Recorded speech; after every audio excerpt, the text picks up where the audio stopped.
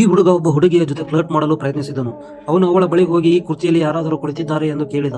ತಕ್ಷಣವೇ ಆ ಹುಡುಗಿ ಕುರ್ಚಿಯ ಮೇಲೆ ನೀರನ್ನು ಸುರಿದಳು. ಆದರೆ ಅವಳ ಸೌಂದರ್ಯಕ್ಕೆ ಮಗ್ನನಾದ ಈ ಹುಡುಗನು ಕುರ್ಚಿ ಒದ್ದೆಯಾಗಿದ್ದರೂ ಅದರ ಮೇಲೆ ಕುಳಿತನು. ಅಷ್ಟರಲ್ಲೇ ವೇಟರ್ ಬಂದು ಇಲ್ಲಿ ಏನಾಯಿತು ಎಂದು ಕೇಳಿದನು. ಡಸ್ಟಿನ್ ಎಂಬ ಹುಡುಗ ಸಾರಿ ಮ್ಯಾನ್, ನಾನು ತಪ್ಪಾಗಿ ನೀರು ಸುರಿದೆ ಎಂದು ಹೇಳಿ 2 ಕಾಫಿ ಆರ್ಡರ್ ಮಾಡಿದನು. ಇದನ್ನು ನೋಡಿ ಕೊಹ್ಲಿ ಅಂದ್ರೆ ಆ ಹುಡುಗಿ ನಗುವುದನ್ನು ನಿಲ್ಲಿಸಲಾಗಲಿಲ್ಲ. ನಂತರ ಅವಳು ನ್ಯಾಪ್ಕಿನ್ ಮೇಲೆ ತನ್ನ ನಂಬರ್ ಅನ್ನು ಬರೆದು ಅವನಿಗೆ ಕೊಟ್ಟಳು. ಡಸ್ಟಿನ್ ತುಂಬಾ ಖುಷಿಪಟ್ಟನು. ಈ ಹುಡುಗಿಯ ಜೊತೆ ಸುಲಭವಾಗಿ ಸ್ನೇಹ ಮಾಡಬಹುದು ಎಂದು ಅವನು ಯೋಚಿಸಿದನು.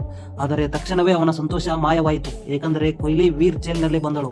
ಅವಳ ನಗುಮುಖದಿಂದ ನಾವು ನಾಳೆ ಕಾಫಿಗೆ ಹೋಗೋಣ ಎಂದು ಡಸ್ಟಿನ್ಗೆ ಹೇಳಿದಳು. ಆದರೆ ಅವಳು ಹೋಗಿದ ನಂತರ ಡಸ್ಟಿನ್ ನ್ಯಾಪ್ಕಿನ್ ಕೆಳಗೆ ಬಿಟ್ಟನು. ಅವನಿಗೆ ಅಂಗವಿಕಲ ಹುಡುಗಿಯರೊಂದಿಗೆ ಡೇಟಿಂಗ್ ಮಾಡಲು ಇಷ್ಟ ಇರಲಿಲ್ಲ.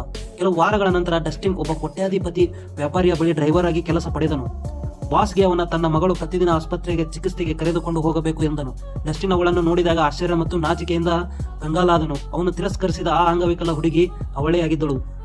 ಆದರೆ ಕೊಹ್ಲಿ ಅವನನ್ನು ಗುರುತಿಸಲೆಂದು ವರ್ತಿಸಿದಳು. ಏನೂ ನಡೆದಿಲ್ಲ ಎಂಬಂತೆ ಡಸ್ಟಿನ್ಗೆ ತುಂಬಾ ತಪ್ಪು ಭಾವನೆ ಉಂಟಾಯಿತು. ಕಾರಿನಲ್ಲಿ ಅವನು ಮತ್ತು ಆರಂಭಿಸಿದರು. ನಾನು ನಿನ್ನೆಗೆ ಕರೆ ಮಾಡಲು ಹೋಗಿದ್ದೆ ಎಂದನು. ಆದರೆ ಕೊಹ್ಲಿ ತಕ್ಷಣವೇ ಹೇಳಿದಳು, ಅದು ನನ್ನ ನಂಬರ್ ಅಲ್ಲ. ನಾನು ನಿನ್ನಂತವರಿಗೆ ಯಾವಾಗಲೂ ಫೇಕ್ ನಂಬರ್ ಕೊಡುತ್ತೇನೆ. ಯಾರೂ ಕರೆ ಮಾಡುವುದಿಲ್ಲ ಎಂದು ನನಗೆ ಗೊತ್ತು. ಡಸ್ಟಿನ್ ಇಷ್ಟು ನಾಚಿಕೊಂಡನು. ಅವರು ಆಸ್ಪತ್ರೆಗೆ ತಲುಪಿದಾಗ ಅವನ ಬಳಿ ಸಹಾಯ ಮಾಡಲು ವೀಲ್ ಚೇರ್ ತೆಗೆದನು. ಆದರೆ ಅವಳು ನಿರಾಕರಿಸಿದಳು.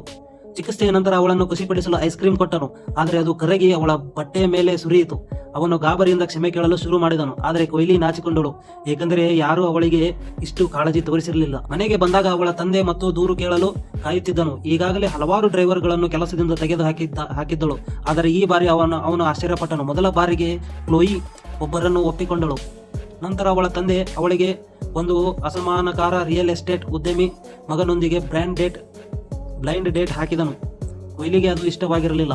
ಡಸ್ಟಿನ್ ಕೂಡ ಅವಳಿಗೆ ಆಸಕ್ತಿ ಇಲ್ಲ ಎಂದು ಗಮನಿಸಿದನು. ಪಾರ್ಟ್ 2ಗಾಗಿ ನಮ್ಮ ಚಾನಲನ್ನು ಸಬ್ಸ್ಕ್ರೈಬ್ ಮಾಡಿ. ಇದೇ ಥರದ ವಿಡಿಯೋ ನಾವು ಮಾಡ್ತಾನೆ ಇರ್ತೀವಿ. ಪ್ಲೀಸ್ ಒಂದು ಸಬ್ಸ್ಕ್ರೈಬ್ ಹಾಗೂ ಲೈಕ್ ಮಾಡಿ. Thank you.